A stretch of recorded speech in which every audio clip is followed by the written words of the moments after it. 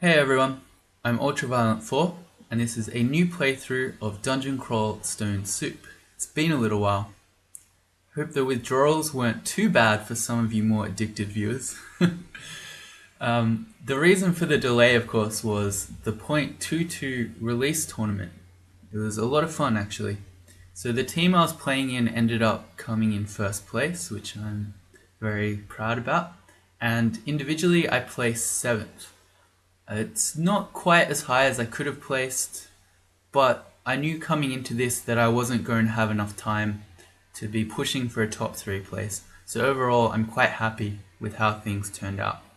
In fact, I've put together a little bit of I don't know what you'd call it, a tournament moments write-up, which I'll put the link in the description, but if you head to ultraviolent4.com/writings, you find it there. Looks like this. So it's just a bunch of different stories from my tournament. I've got a bunch of different screenshots in there, a bit of commentary. If there are any you want to look at in full detail, you can right click them and say view image. And so it looks like this. And this particular one was, oh god, it's making me relive it. It was horrible. Anyway. Oh, okay. Well, this is the game we're about to play. So, this is another cosplay character. It is done by inipro, and it is a Barachi Ice Elementalist. He says that he is about to throw a bolt of cold. To me, that looks like a shard of ice, so I'm going to say this is actually throw icicle. So, yeah, Barachi Ice Elementalist is what we're going to be playing. So, thank you, inipro. To me, it kind of looks suspiciously more like the Geico gecko than a frog, but I'll let it slide. Yeah, back to crawl. I thought when I closed the last tab it would go back to this page, but there you go. Also, just as a point of update, during the tournament videos, I talked a little bit about how there had been some drama building up between some of the crawl devs and my teammates. Some good news on that front. I had some really good discussions with a couple of the devs who were involved in that, and everyone sort of agreed to have a go at resetting their relationship and putting all that in the past. So hopefully all that nonsense will die down now. So yeah, crawl. Barachi. So, it's in the advanced column. Barachi, of course, is the frog species. Supposedly amphibious humanoids. They have a bit of lore involved, so apparently they rebelled against the gods. They're fast learners and can hop long distances, but are otherwise slow and easily seen. And then we're playing an Ice Elementalist, which is the book start. It's a caster background, of course, using ice magic. Alright, Barachi Ice Elementalist. Okay, so let's have a move. The first thing to know about Barachi, and probably the main reason they're in the advanced category, is that they have slow movement. So, alright, because I'd only done one move. Okay, have a look in the top right here next to time. We've got our overall time, but the number in brackets is telling us how long the last move we did took, and it was 1.2. If you're a normal speed species, it takes you 1 to move, so we're a little bit slow. We're not as slow as Naga is, so this means at 1.2, every 5 moves we take, a normal 10 speed enemy will gain 1 tile on us. So it's not too punishing, but it still means that one of the most powerful things you can do in the game, which is walking away from enemies, is not a guaranteed escape on a Barachi. This tends to be worse in the early game as well, because we don't have any stairs that we can go to, so we don't have any way to, say we run out of magic, we don't have any way to regen it other than walking around, and because we're slower than everything, we might just die in the early game. So it's another combo I wouldn't recommend for streaking. But to sort of overcome that, or I don't know, to balance it out a bit, Barachi have really, really good aptitudes. for everything really. Have a look at all the fighting type skills. We've got a +2 fighting aptitude. That's to go along with normal human hit points. So we're not, I mean, we can be tanky from training fighting, but we're not naturally a high HP species. Really good at armor, dodging shields. Most of the magic aptitudes are pretty good. Things that concern us, spellcasting at 0 is fine. We're using ice magic, so these are mostly going to be conjurations and ice magic, +1 and +2 for that. And also we have a +2 summonings aptitude, which is really important because one of the major spells in the ice starting book is Summon Ice Beast, which is a summoning spell. So with those aptitudes, as long as we don't just get slain in the early game due to our speed, we're going to have a pretty good time with magic. Other things about Barachis. Let's have a look. Shadows flee at your approach, plus line of sight. That's a little bit more to do with our flavor and lore for this character. So because Barachi were a formerly divine species, the story goes that they somehow rebelled against the gods, but they still have partially divine elements, so they have +1 line of sight, which means you see further, 1 tile further than other species. Is that good or bad? Well, it's neither. It's good and bad.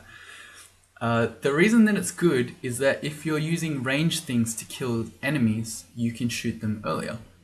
Especially if we're using spells, say we're using summons, it means we can stay further away from monsters. Also, the same thing if you're using ranged weapons like bows, crossbows, throwing slings, that sort of a thing. You can attack enemies earlier before they get to you. But here's the downside. Line of sight in Crawl is coded to be symmetrical. Basically, if you can see an enemy, it can see you too. So while you can see enemies a turn earlier, they can see you a turn earlier. That's bad because 1, they can shoot you back earlier, but 2, it's bad because it means monsters are more likely to see you. When you reveal more line of sight, you're potentially revealing more monsters. If those all notice you, then you've got many more things running at you than otherwise. So yeah, neutral thing. Probably more bad than good, but on the whole, I don't think it goes too strongly one way or the other. We're frogs, so we can swim through water. We discuss covering ground slowly. And the other thing is that you can hop short distances. So if we have a look in our ability menu, we have a hop, 0% failure, which is nice because it drives me crazy when species fail their innate things. Like when you're a Tengu and you fail to fly, or you're a deep dwarf and you fail to heal, it just boggles my mind. But anyway, 0% chance to fail hop. At first, this is kind of weak. So if we try to use it, see how far we can hop. We can only get that far, which is not very far. Notice how it's highlighting an area rather than just one specific tile.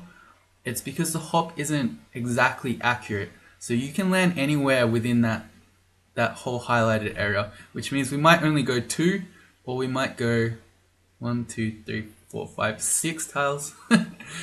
Counting is hard. This does get better as you level up though. At experience level 13, you get strong legs 2, and you can hop further. So it becomes much more reliable then.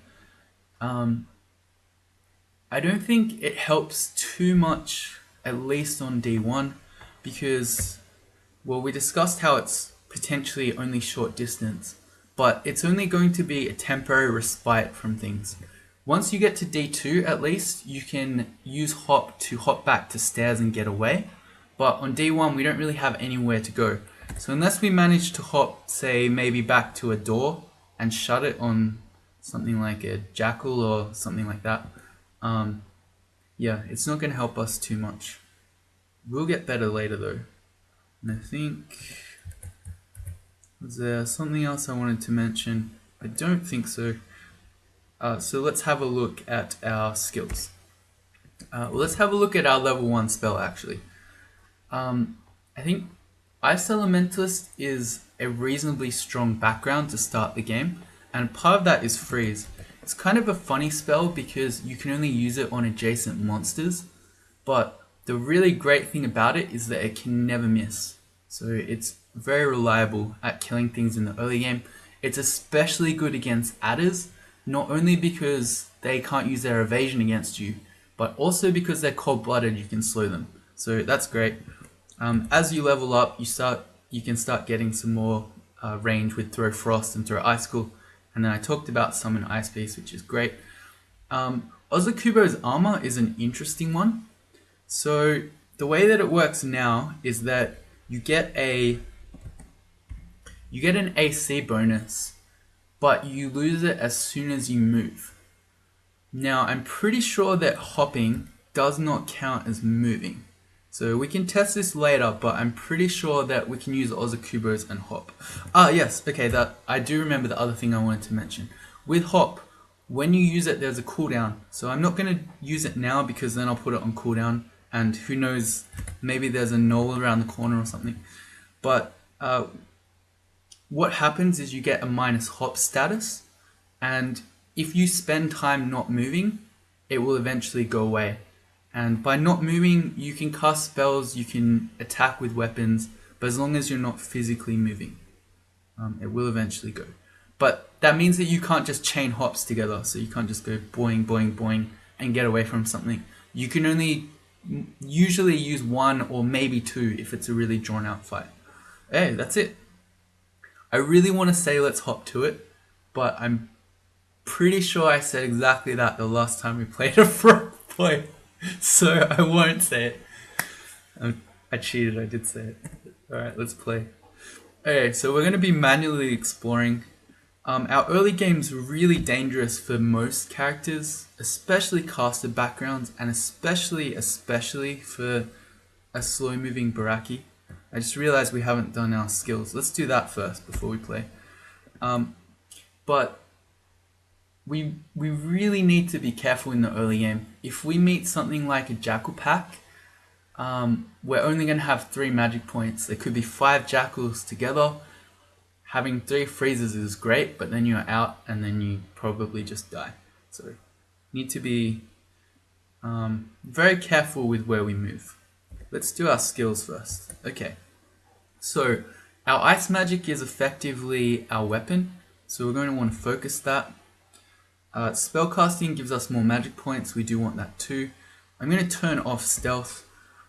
Not only is it not a great skill because of our increased line of sight, but +0 is kind of meh anyway. And I don't like stealth, so no thank you. And then I usually like to do one defensive skill. We could do dodging, but I really like that +2 fighting aptitude, and more HP is always good. Probably will train fighting all game. We'll just leave that on. So this looks good to me. We could potentially train fighting and dodging as well and go super defensive, but I don't think we need to do that either. Yeah, okay, I'm happy. Am I happy? I think I'm happy. Okay. I just picked up the poison needles because maybe one day we'll find a blowgun. My last Barachi was an assassin with a blowgun, and I've got fond memories of that. I should also clear my macros from the last time I played.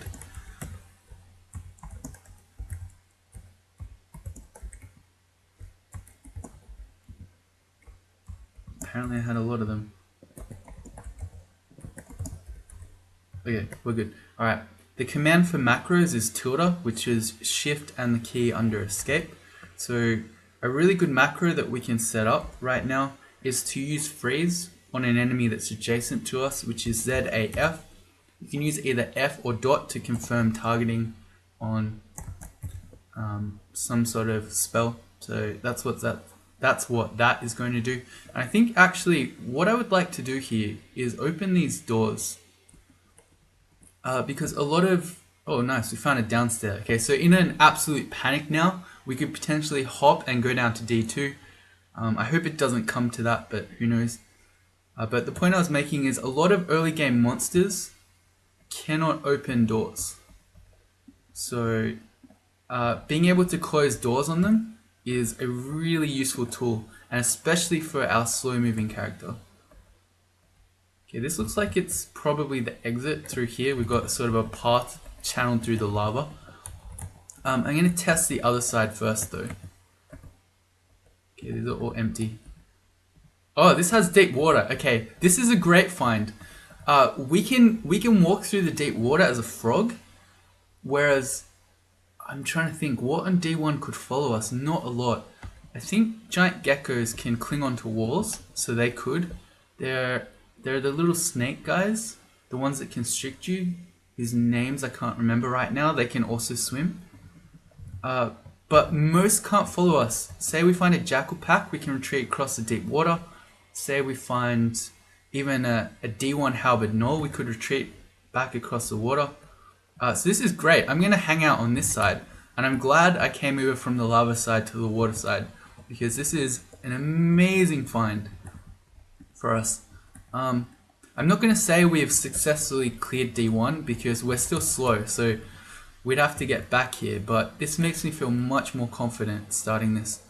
Anytime you find deep water on a water species, whether that's an octopode, a merfolk, etc., really strong. And I'm going to say there's nothing over here. Yeah, okay. Alright, I'm half tempted to actually sit back here and just start yelling and see if we can bring monsters to us. Should I do that? No, let's open this door and have a look. You know what? I'm going to do it. Let's sit back here and yell. Never mind, we rivet for attention. That's awesome. I'm glad that's a thing. We're not hearing anything in response. So that's suggesting to me that we don't have a lot of packs sitting here close to the water, which is a bit of a bummer because if we could kill a whole lot of things here with the water and get to experience level 2, we could then learn Throw Frost and get some range. Damn. Alright. Well, let's continue on then. Here's another downstairs. Oh, a bat. Okay, well this is fine. So a bat is not all that threatening, but also freeze is great against it because it is never going to miss. So we're going to have no problem killing the bat. I'd rather stick to this side so that we're close to the water. And in normal games you'd be looking for pillars, which are dungeon features you can run around to restore your mana and HP if you ever run out. But that's not so useful for a slow species, because pillar dancing monsters are going to catch you. This would be a pillar, for instance. Here's a 2-tile feature. Or here, this pillar here is more of a traditional one that you could run around if you were normal speed. Okay, I'm getting increasingly nervous. We've only found a bat so far, and we're now far enough away from the water that if we did find a jackal pack or something like that, I doubt we'd have any chance of getting back here. Alright, so we're back in danger territory where, say, a weapon kobold or something could very easily kill us. Alright, so we're just going to take this really slow. It is technically better to move in the early game with cardinal directions and not diagonals because you reveal fewer tiles. So I'm doing that. So for instance, if I move diagonally around the corner, this isn't a good example because this wall is actually blocking our vision, but just take my word for it. Moving cardinally around it when you're exploring will reveal fewer tiles. And where is everyone? There's no one here. There's been a bat so far. I guess we'll head over to this side, the door. Again, doors are really good. Alright, we've got another bat. Kill that. Let's shut the door. Notice that it creaks loudly. But we didn't hear any monsters respond to it. Alright, here's a kobold. So, and it's wielding a short sword. I think I don't really want to fight a kobold. If it has a short sword. Any of these early game monsters, if they have a weapon, it basically doubles their damage because they have their attack, which is up to 4, and then the short sword itself is 5 damage.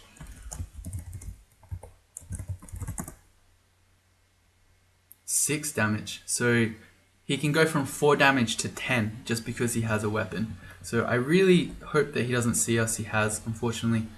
I could have shut the door. I was risking making noise then. I went for just walking away, but he's noticed us. Alright, so we're going to keep walking away. He's shouted. There might be other monsters behind him who are going to come and explore the noise. So let's just try to get as far away from where he shouted as we can.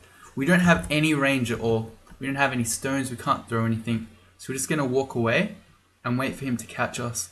And maybe we could even get towards the water. No, he caught us. Alright, let's freeze. If he hits us for 10 damage, we'll have to hop away and then run for the water. But there's a good chance that we can kill him with freeze. It's only a 4% failure. It does good damage. It can't miss. We took 6 damage. Alright, so we did freeze him, but we took 6 damage, so we're now in one-shot territory. So he could potentially kill us now, if he rolled well. So this is the danger I've been talking about with early game weapon monsters. So I think we do go for the hop, run away play. Maybe if we're lucky, we get a really big hop. Maybe if we don't, we get a shorter hop. We're basically in the same position as we are now. So we may as well try. Let's try and hop as far away as we can get. We got a pretty enormous one. Alright, that's good. How many tiles is he away? 1, 2, 3, 4, 5. He's 5 away. He's going to catch us 1 every 5 we make. So I'm pretty sure, yeah, we just get back to the deep water now. Okay. And so now we can chill out here. And we can rest. And we can reset this fight. Alright, so let's give it another go. I'm going to yell just to see if he's around somewhere. Alright.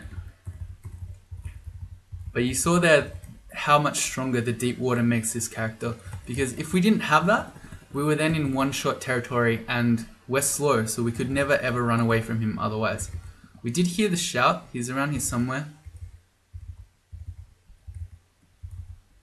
Come here, please. Got really lucky with that hop too. Where are you? Don't know. Don't see him anywhere. Alright, well, that's not good. It means that he's potentially hanging out around here somewhere behind us. So if we're ever running back away from some other monster, we might get sandwiched. So I'm checking around this side just to make sure he's not in here somewhere. Okay, he's not. Alright, well, let's keep exploring. I'm going to go towards this downstairs. Oh, there he is. Okay. Let's yell at him. We can get distance so we can bring him to the water. We can't kite him in any way, but if we're standing like this and he hits us for 10, we can step back into the deep water where he can't hit us. Okay, he hit us for only 1, that's fine. Alright, well, we killed him. Alright, let's pick up his short sword. Which is a curse -3 short sword. Okay, so there you go. There's a lesson. Weapons that look normal, even if they're just plain, can be cursed and minused. Which is why you should never try anything that you pick up on the dungeon unless you have remove curse, if you care about what that is. So let's say you are a regular enchanter and you really liked having your dagger and you thought, hey, let's just wield the short sword. No good. Curse -3. Fortunately, wait, so when he hit us for 6 damage, was it? That was almost a max roll with a curse -3 sword. Okay. Anyway, we don't care too much because we're using our magic rather than the weapon, but it's a bit of a bummer. Again, I'm imagining the jackal pack every time because that's kind of the nightmare. But say we did run out of magic and we were far away from the water, we would have to fight with our short sword, which is now curse -3. The giant cockroach is fast, so he caught us pretty quickly. I'm not too afraid of a giant cockroach. It can only bite for 2. We're almost certainly going to kill it with freeze before it does 2 damage bites to kill us. We've got a rat. Same thing. Every time I see an enemy, I'm going to start running backwards. Really, really important. If you're something like a Minotaur fighter or a Minotaur berserker, you're not going to be punished too much on D1 for running towards enemies or fighting them where you see them, but on something that's weaker like this, you definitely can. Alright, we've got another bat. Okay, heal up our magic. Here's a whip, so I'm going to pick it up. It's probably a +0 whip, so if we ever get remove curse, it would be preferable to this -3 short sword. We've only got singular scrolls so far, so I don't really want to read any of them. Until I start getting doubles, that's going to indicate probably remove curse or identify.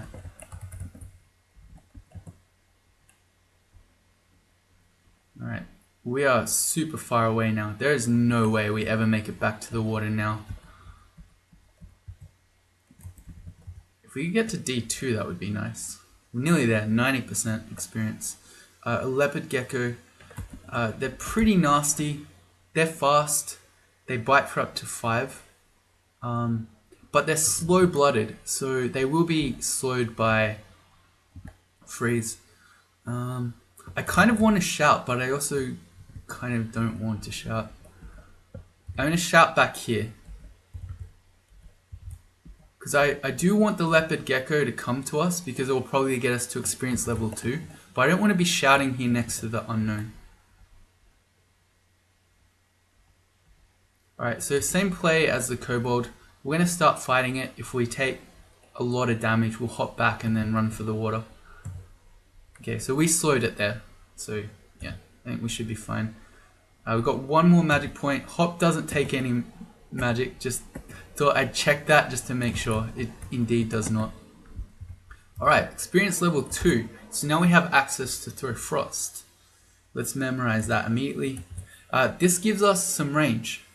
So I don't tend to use throw frost too much, just because of how good and efficient freeze is. Say we've got 5 magic points right now. We can freeze something 5 times, or we can use 2 magic to cast throw frost twice, and it can miss, whereas freeze never can. So yeah, if you can, freeze is better, but the range on throw frost can be useful too. Say we can now sit in the middle of the water and shoot stuff.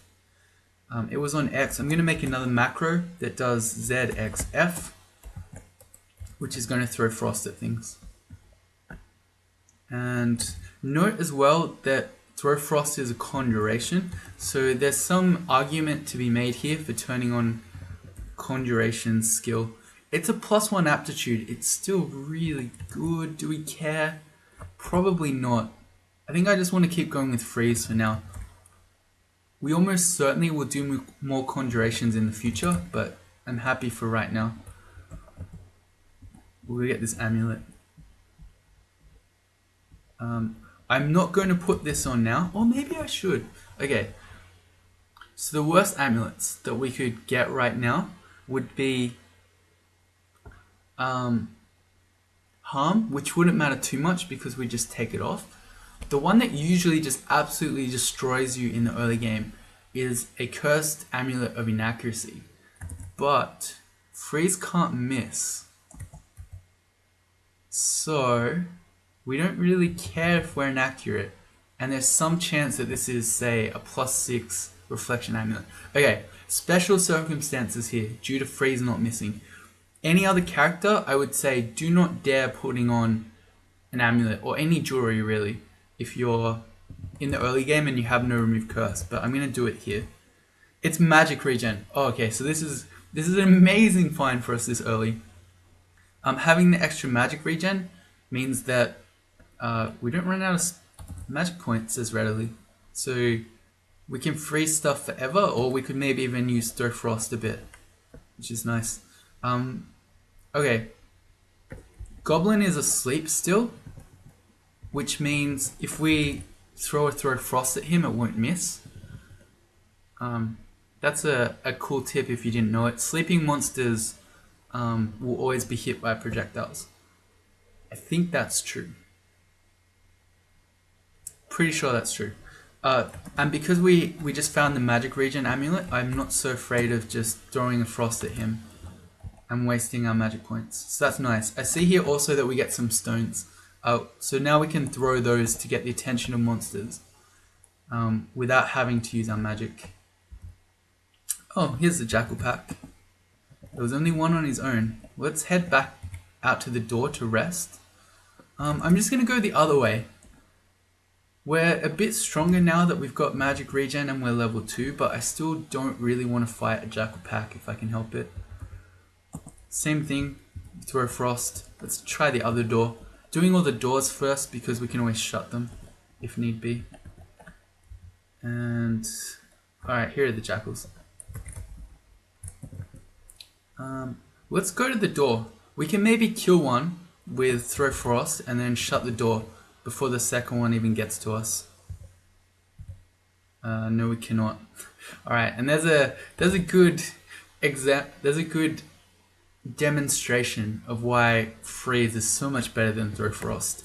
The first throw frost missed, the second one we miscast it. So we're just gonna go for freeze now.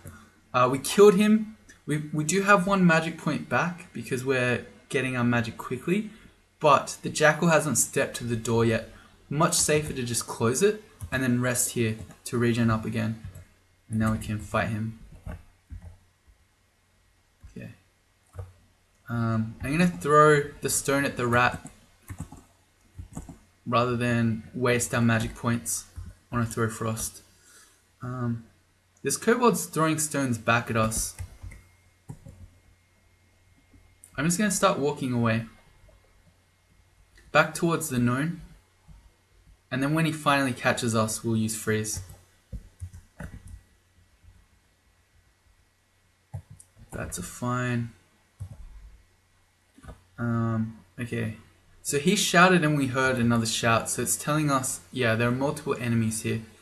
Hobgoblin with a weapon and a kobold with a weapon. This could very easily go nasty. We are so far away from making it to the water, so I don't think that's happening.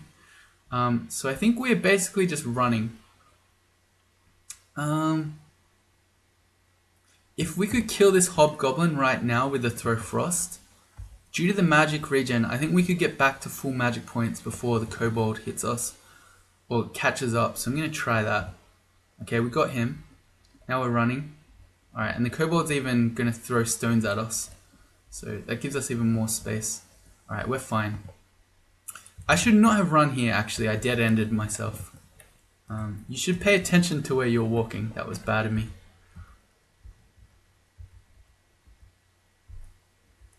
Okay, we've got a second scroll of something.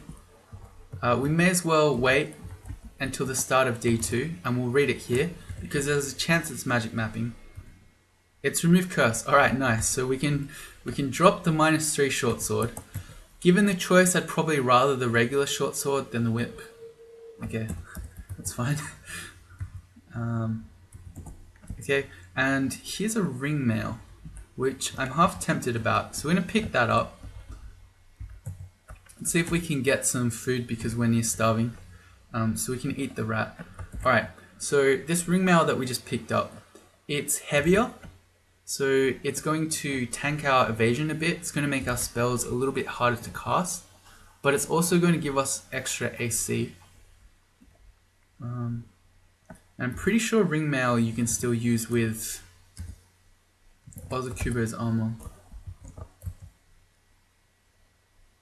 Spell will not function for casters already wearing heavy armor. Any body armor with an encumbrance rating of 5 or more. Ring mail is 7.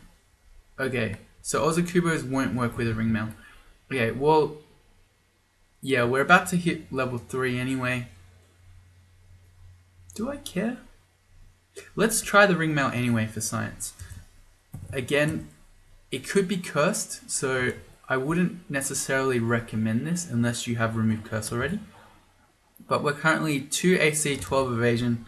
Our freeze is 3%, throw frost is 11% to fail.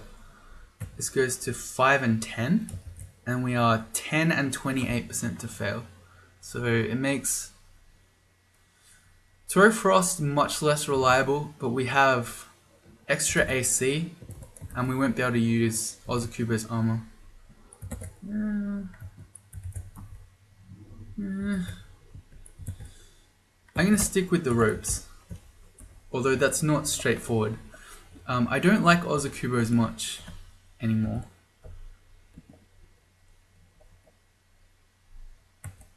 But I think it being 28% to fail throw frost is really high. So I don't want to have it be quite like that. Here's another 2 scrolls. So we're going to stand on this stair. The reason we're standing on the stairs to read them is we don't want to accidentally read teleport or noise. In which case, if we do, we can go back upstairs. It's a scroll of blinking. Alright, well we waste one, which is bad, but now we have a scroll of blinking identified, which is really nice. I'm seeing stone walls here, which probably indicates that there's some sort of altar here. It's Quaz.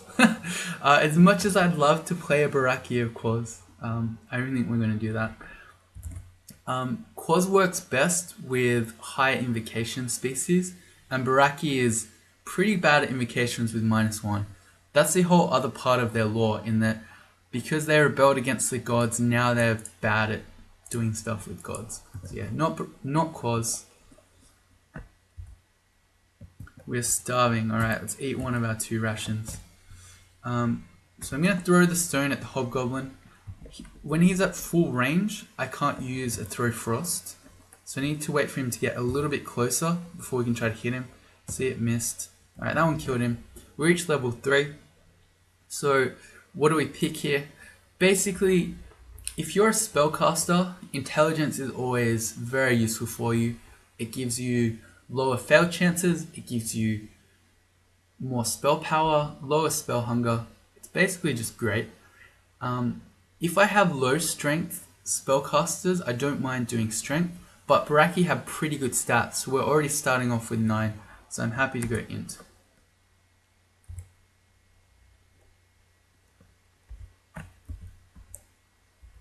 Alright, I was going to say there's a little tile of deep water there, but there's also a rain cloud which can hit you with, lightning bolts, so we're not going to go stand on that. Alright, same play. I'm just using auto explore now, which is actually probably not a great idea. Auto explore does a terrible job sometimes of exploring. So say our upstairs are over here. Rather than exploring in a single, say, path or close to it, what it's done instead is take us on a roundabout way. So say we met Sigmund here. In order to get back to the stairs, we'd have to go all the way back around. So yeah, I should be manually exploring. Our character is still pretty weak. Let's go in a more sensible way.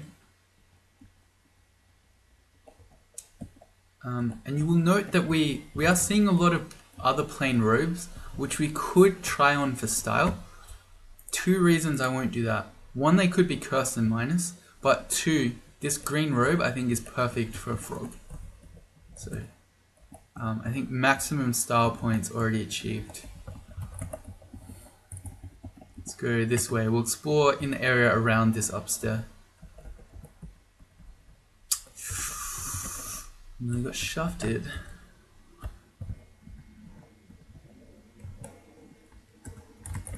There was no other way to go that way. We reached level 3, so let's learn Ozokubo's armor.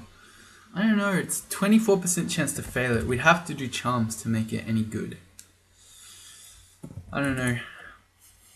I don't like this spell very much ever since you stop being able to move with it.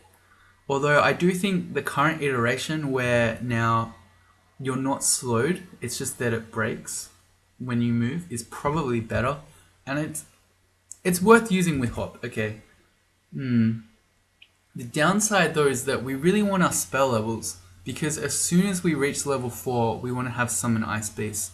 So you know what, I'm going to wait. So there you go. Let's pick up the spear. I'm going to try that out. Okay, that's good. Alright, the spear is really good because not only does it give us extra reach, which is important on a slow moving species, because we can hit things as they approach us. It's also really good with summons to have a polearm because you can reach over your summons. So It's going to be good when we get summon Ice Beast up, if we do. 4 scrolls of something, we just gain 3. Gaining 3 in one pile doesn't tell you too much because it could be anything, but finding 4 of those this early really suggests to me that this is likely to be identified. I'm going to go stand on the upstairs though, just in case. It's teleport. Alright, good thing I did that. So now we go back upstairs and we don't get thrown into the unknown on the uncleared floor. Alright, but we've got really good escapes now. We've got a scroll of blinking and 3 teleports. So that should get us out of a few nasty situations. Wand of digging, wooden ring. We have removed curse, so we can safely try on this ring, which is C invis, which is perfectly fine. A leather armor. It's lighter than the ring mail. It shouldn't affect our spells as much, and it still works with Ozokubos, so I should have no reason not to try this. With 2 and 12 for AC and EV, which is 14 total. This is 3 and 12, so it's just better. And you see there, the spell failures are not a big deal. Okay. We lose out on style points, but... sorry, I was distracted by the Kiku altar, but this is better for our defenses. I would say Kiku is a really good god on an Ice Elementalist, and to find him this early is really nice too. Our frog is not good at necromancy. It's our one bad magic aptitude actually, which would be a bit of a downer. You could still strongly consider it. I do have a plan for this game. I'm thinking I might try Sif Muna, and we can be a legitimate caster species. I always imagine it with a Bostonian accent for some reason, but yeah, we can be a legit caster, so we're gonna wait. But Kiku would be a perfectly viable choice. If you're lucky, you get Simulacrum, and that's an ice spell as well as necromancy. D2 done, still alive. Good news. What have we got? I usually prefer to wait until D4 before reading my other unknown scrolls, because magic mapping might reveal the temple to you.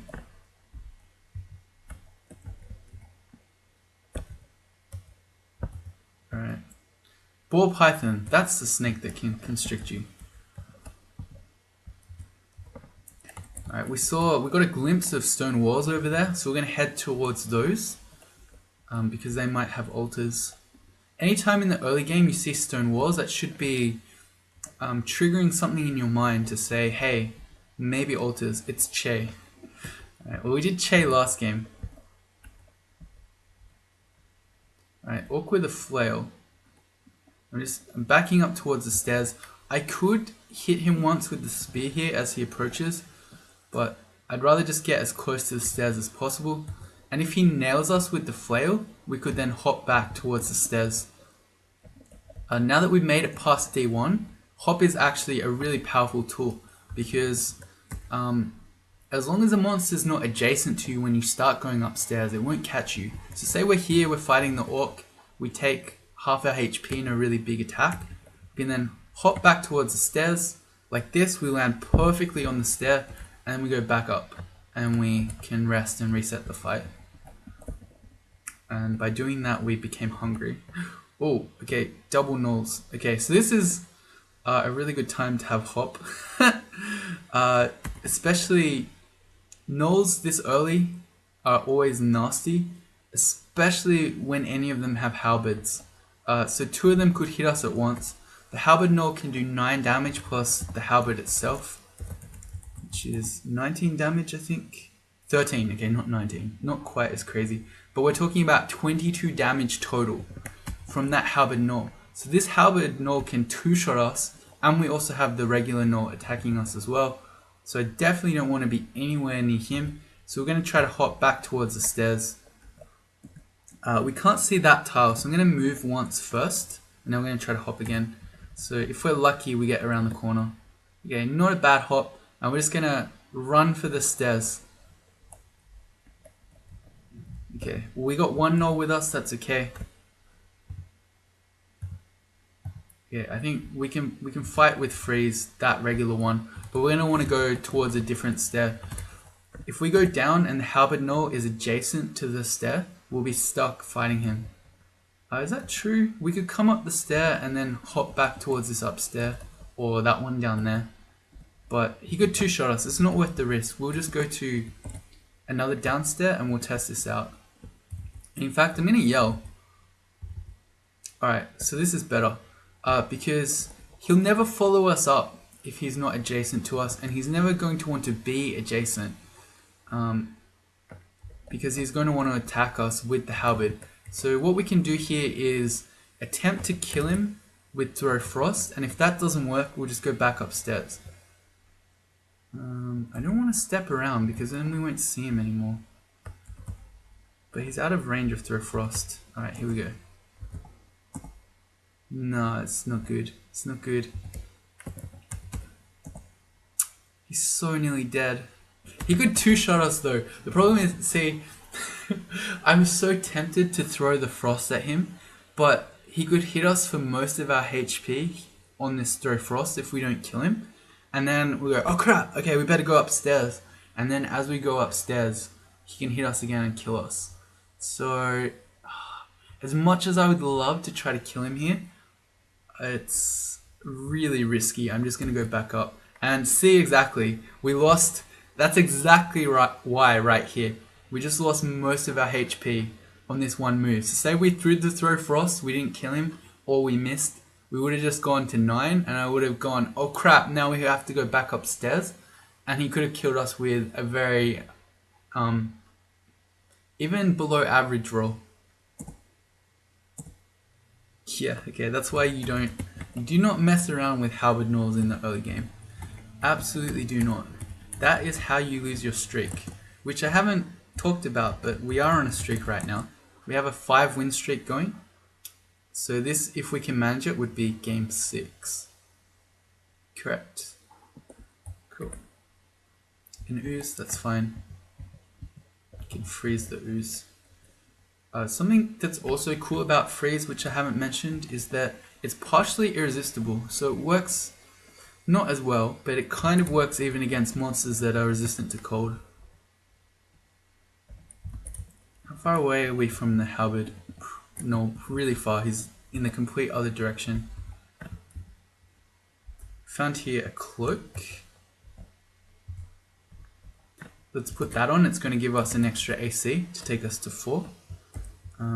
We're very nearly experienced level 4, at which point we're going to need summonings.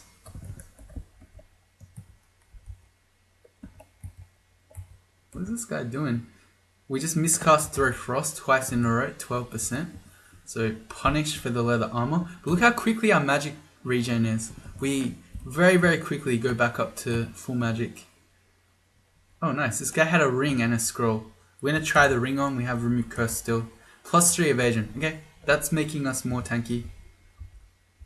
So we're going to be ready for the next halberd knoll fight. Anytime you see orcs, especially once you've made it to D3, it's telling you there's a good chance that there might be priests and wizards around.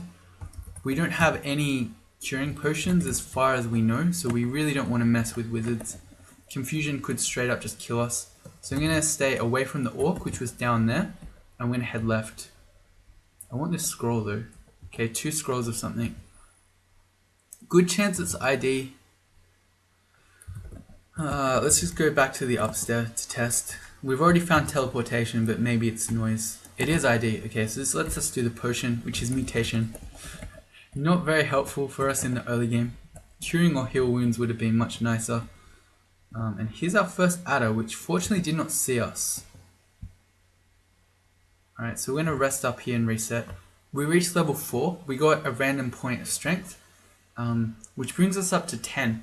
To where a fire dragon scales, we only need 11 strength. So I feel more than happy, I think, putting all our stat points that we can choose into int from here on out. But this means that we can learn Summon Ice Beast, which is incredibly powerful. Note that it's a 67% chance to fail right now. And note as well that we only have 1 spell level left. So if we had learnt Ozakuro's armor, that would have delayed us with Summon Ice Beast. This spell is strong enough to carry you, I want to say, probably to 2 runes on its own. Really, really strong spell. So we're going to want to start focusing summonings. This is unlike me, but I mean, we're going to really want to start focusing summonings. So I can't deal with having these really strange numbers, but we're going to set a bunch of targets. So we're going to stop, oh, that's not it. We're going to stop fighting at 2. We're going to stop spellcasting at 3. We're going to stop ice magic at 5, I guess. And then once all those are at their skill targets, we're just going to train summonings for a while. And then I think we'll probably need to train summonings and ice magic higher than 5 to use summon ice beast well. But it's the same aptitude. So we'll bring summonings and ice magic both to 5, and then we can assess the situation. Yeah, it's not... It should give you pause for thought. When I usually prefer training 8 skills at once on a character, when something makes me want to focus it, must be good. Lightning Spire would make me do a similar thing. Alright, we got Orcs have seen us, the Adder has not. Oh, the Orc didn't follow us. Okay, I'm not too afraid of the Adder because we have Freeze. But it would suck to fight an Adder and an Orc Priest at the same time. Alright, yeah. Well, we got the Adder. Here's the Orc. Still didn't see us. Yep, there's the Wizard I've been talking about. Alright. Really, really nasty because we don't have Curing. Also, there's a lot of unknown here. There might still be a Priest there. We just haven't seen it yet. So I'm actually going to immediately make a hop to get up towards the stairs, and let's see if we can get away. This would be much, much safer if we could fight it in the vicinity of the stairs. We didn't get a great hop this time. It's the first one that hasn't been great. Alright, so there are going to be a couple of turns here where we could eat a confusion. And we know we don't have Curing. Our only potion is Mutation. Man, I really should not have gone in here. Alright, so a couple of turns here where the Wizard is going to have a shot at us. But once we get up, the normal Orc should be blocking vision. Which is going to be now. Okay, he had Magic Dart. That doesn't tell us anything. Every single Orc Wizard book has Magic Dart. Based on some of the things they do, you can tell whether or not what spells they have. Like say you see one blink, you'll know that they don't have Confuse. He blinked. Okay, so there you go. He blinked. We know that he doesn't have Confuse. So he's much less dangerous now. Alright, let's reset this. We should take him up on his own. Okay, and let's steal his Trident. The Trident is even better than the Spear. It's got a higher base damage. It's slower for us to swing, so it's 1.3 as opposed to 1.1. I'm looking in the top left, the number in top right, rather, the number in brackets. But I'd rather just do more damage with it. Oh, he had a chainmail, that guy. What a beast. So if he had Blink, he's going to have the first book, which means he has Magic Dart, Haste, and Slow. So I'm not too afraid of him. Especially once he gets into melee range, we can just freeze him. Good. That takes a lot of our things to their targets because we get a bunch of experience from that. Fighting to 2, spellcasting to 3, summonings to 1, ice magic to 5. So we're just training summonings now. And let's get Summon Ice Beast castable.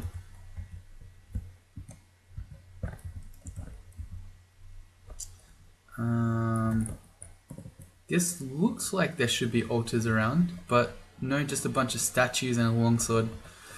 Longsword is interesting because we can wield it to get free riposte. You know what? I'm going to do it. Okay, so What I'm doing here is I'm using equals I to change which letters my weapons are assigned to. So I'm putting the longsword on A, and I'm going to put the trident on B. Let's drop the other stuff. So now when I hit apostrophe, I can switch between A and B. So the trident's better for hitting stuff at range, but the longsword means if monsters miss us and we've got 15 evasion, we can potentially kill them with 3 riposte attacks. So we're going to use some mixture of the two if I'm being really careful about it. So say when we're freezing things in melee range, we may as well have the longsword out because then we can kill stuff. Alright, worker ant. This is really early for a worker ant on D3. It's very scary. They can poison you, they're fast, so even as a normal species you can't get away from them. And they're quite evasive. So we've got freeze again to not miss it. But we could just close this door on it and not worry about fighting the ant, which I think is the play I'm going to make. And let's not go in this room if we can help it.